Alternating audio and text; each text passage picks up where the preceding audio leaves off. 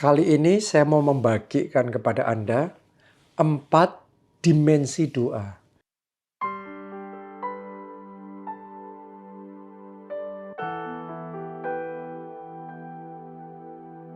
Sebagian orang cuma tahu 1 atau 2 dimensi doa. Ya, tapi mari kita sadari sama-sama berdoa, tapi doa itu dimensinya beda-beda. Jadi saya mau bagikan 4 dimensi doa. Nomor 1, doa untuk pertumbuhan manusia roh kita. Oke, jadi ini doa untuk supaya kita ngalami pertumbuhan rohani. Itu sebabnya penting sekali untuk kita itu doa dengan konsisten. Yesus ngajar murid-muridnya, tidak sanggupkah kamu berjaga-jaga barang 1 jam. Jadi doa itu barang 1 jam, minim 1 jam. Itu sudah minim. Ya, kalau Anda mau bertumbuh dalam kehidupan rohani saudara, tiap hari harus konsisten. Doa minimal 1 jam. Ini yang akan membangun kapasitas rohani. Ini akan membangun kekuatan rohani kita, membuat kita bertumbuh rohani sehingga dari lemah jadi kuat. Dalam doa seperti ini, saudara tidak harus ngomong terus dalam bahasa Indonesia. Tapi Anda bisa belajar seperti Rasul Paulus. Doa bahasa roh. Banyak-banyak bahasa roh. Sering bahasa roh. Rasul Paulus berkata, aku berbahasa roh lebih banyak dari kamu semua. Jadi saya ajak saudara, ayo pakai bahasa roh itu dalam doa sehari-hari. Bahkan dari 1 jam berdoa minim tadi itu, ya, mayoritas porsinya, kebanyakan porsinya bahasa roh. Karena Alkitab yang mengatakan barang siapa berbahasa roh itu membangun dirinya sendiri. Oke, kalau bernubuat itu membangun orang lain. Imannya orang lain dibangun ketika nubuatan disampaikan. Tapi ketika kita bahasa roh, itu bukan kata-kata yang dimengerti orang lain. Itu kita sama Tuhan. Kita berdoa dalam bahasa roh, iman kita dibangun, manusia roh kita dibangun. Ini adalah doa untuk membuat kehidupan rohani kita mekar, bertumbuh, dan berkembang. Karena itu saya ajak Anda semua, keluarga Allah, keluarga JSM, banyak-banyak bahasa roh.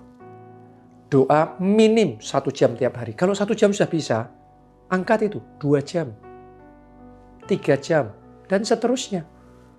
Ya, karena doa ini powerful sekali. Ya, untuk pertumbuhan rohani kita.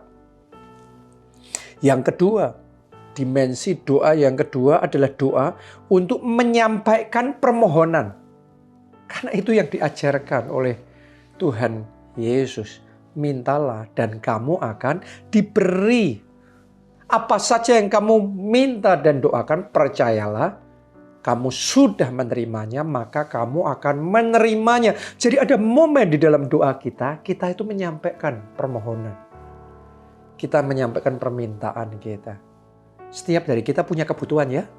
Anda punya kebutuhan untuk kesehatan, kebutuhan untuk keluarga, untuk masa depan saudara, untuk transportasi mungkin, kebutuhan untuk sekolahnya anak-anak saudara, dan seterusnya. Sampaikan semuanya itu di dalam doa saudara kepada Tuhan. Karena Allahmu Allah yang mendengar dan menjawab doa-doamu. Dia Bapa yang baik. Kita aja kalau punya anak kita datang sama kita sebagai Bapak, kita kepinginnya ngasih yang terbaik buat anak-anak kita. Terlebih lagi Tuhan yang unlimited, resources-nya itu tidak terbatas. Jadi dengan senang hati dia akan memberikan lebih dari yang engkau minta, lebih dari yang engkau pikirkan dan bayangkan Tuhan akan kasih. Karena itu waktu Anda berdoa, gak usah ragu-ragu, sampaikan permohonanmu kepada Allah yang more than happy, yang sangat excited untuk menjawab doa-doamu. Itu dimensi yang kedua. Sekarang kita masuk dimensi yang ketiga dari doa, adalah doa alat untuk menciptakan realita kita, kenyataan kita.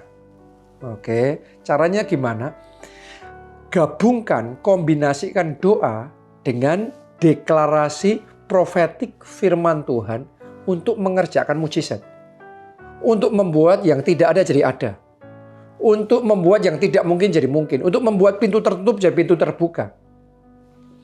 Nah, Anda bisa melihat ini didemonstrasikan di kitab Yeskiel. Waktu itu Tuhan bawa Nabi Yeskiel di satu lembah yang penuh dengan tulang-tulang kering. Terus kemudian Tuhan suruh Nabi Yeskiel apa? Bernubuat. Supaya nafas hidup itu datang. Angin dari utara, selatan, timur, barat datang berhembus. Dan tulang-tulang kering itu hidup kembali. Itu doa, deklarasi profetik yang diperkatakan terus-menerus untuk mengerjakan mujizat supaya tulang yang sudah kering itu bisa hidup kembali. Jadi Yeskiel diajari Tuhan bukan cuma memohon, meminta, terus nunggu. Supaya tiba-tiba tulang itu hidup sendiri. No. Tuhan sedang mengajari Yeskiel di dalam doanya cara untuk mengerjakan mujizat. Yaitu dengan apa? Mengucapkan deklarasi perkataan profetik. Angin kehidupan datang. Berhembus, tulang kering hidup. Dan itu terus diperkatakan. Maka tiba-tiba Alkitab mencatat. Tulang-tulang kering itu kumpul jadi satu. Terus kemudian mulai tumbuh dagingnya, uratnya, syarafnya, ditutup dengan kulit. Terus kemudian dinubuatin lagi, deklarasi profetik lagi, sampai kemudian menjejakkan kakinya sebagai barisan tentara Allah yang besar. Dari tulang kering jadi barisan tentara Allah yang besar. Kenapa? Karena ini adalah deklarasi profetik untuk menciptakan realita. Dari mati jadi hidup. Dari lemah jadi barisan tentara Allah yang kuat. Itu yang perlu kita lakukan dalam doa. Ciptakan mujizatmu. Ciptakan kesembuhanmu. Ciptakan kemenanganmu ketika engkau berdoa. Ya, ini dimensi yang ketiga dari doa. Dan yang keempat, dimensi keempat, doa untuk menang dalam peperangan rohani. Anda harus tahu bahwa doa itu senjata yang sangat kuat Tuhan kasih sama kita untuk bisa mengalahkan musuh. Mengalahkan roh-roh jahat dan penghulu-penghulu di udara. Sehingga kita bisa merebut kemenangan. Anda bisa lihat ini didemonstrasikan oleh Musa ketika waktu itu bangsa Israel sedang menghadapi peperangan dengan bangsa Amalek. Maka secara jasmani Yosua memimpin tentara Israel untuk maju perang. Oke, jadi saat peperangan itu saudaraku ya, ada hal-hal yang secara jasmani harus kita lakukan. Secara jasmani nih, maju perang, berusaha dengan segala sesuatu yang bisa kita lakukan dengan kekuatan. Tapi jangan lupa, bukan cuma itu yang menentukan kemenangan sesungguhnya di dalam peperangan. Itu yang terjadi di atas gunung. Pada waktu itu Musa, Harun, dan Hur naik ke atas gunung dan mengangkat tongkat di hadapan Tuhan. Itu tongkat doa. Mereka berdoa dan berseru. Jadi doanya itu doa peperangan. Dan dicatat dalam Alkitab, kalau Musa lemas, tongkatnya turun. Maka Yosua dan tentara Israel terdesak. Tapi kalau Musanya gigih, kuat, mengangkat tongkat, maka Yosuanya menang. Tentara Israelnya menang. Jadi doa itu menentukan perjuangan jasmani kita menang apa kalah. Bukan cuma sekedar berdoa loh. Tapi doa yang harus gigih, doa yang harus powerful, doa yang harus kuat, doa yang harus maksimal. Itu yang menentukan kemenangan di dalam peperangan. Kalau saudara doa dan lemes, doa hopeless. Seperti Musa masih di gunung, masih ada tongkatnya, tapi ya sudah turun tongkatnya ya. Akhirnya nothing. Tapi kalau saudara belajar berdoa untuk perang, doa itu benar-benar perang. Sekalipun yang kelihatan secara jasmani yang di bawah yang perang, tapi peperangan sesungguhnya terjadi di atas dalam doa. Jadi waktu Anda doa, Anda fight, Anda fight, Anda patahkan roh-roh jahat itu. Anda kalahkan sakit penyakit itu. Anda hancurkan roh perpecahan yang mau merusak keluarga saudara. Anda hardik belalang-belalang pelahap yang mau mencuri berkat saudara. Anda perang dalam roh. Dan kalau engkau lakukan itu dengan sungguh-sungguh, kuasa Tuhan akan menyertai. Musuh dikalahkan.